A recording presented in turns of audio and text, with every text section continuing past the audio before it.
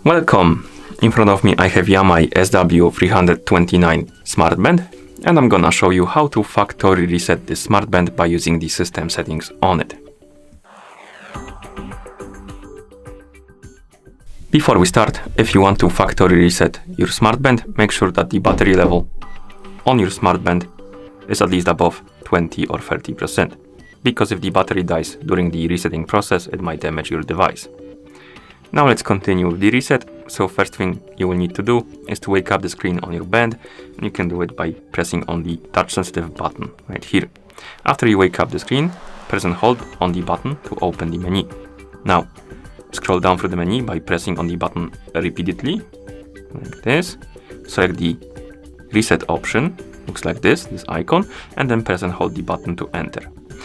Now press the button to switch to on, and then press and hold to confirm, and then wait. It takes a second or two for the device to reset to the factory default settings, and when you press the button, it will be back on the watch face. Okay, and that's how you factory reset this device. Thank you for watching. If you found this video helpful, please consider subscribing to our channel and leaving the like on the video.